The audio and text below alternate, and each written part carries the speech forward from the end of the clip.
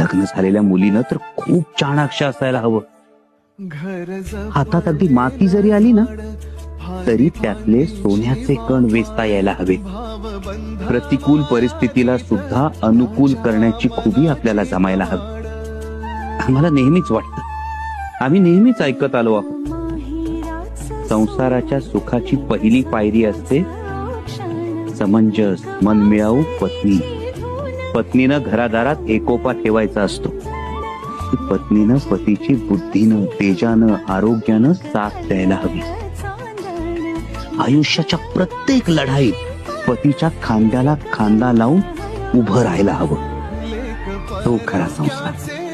आबासाहेब, आम्हाला हे का सांगताय? प्रत्येक बापाला आपल्या लेकीला हे कधी ना कधी सांगायचं असतं बा, म्हणून सांगितलं.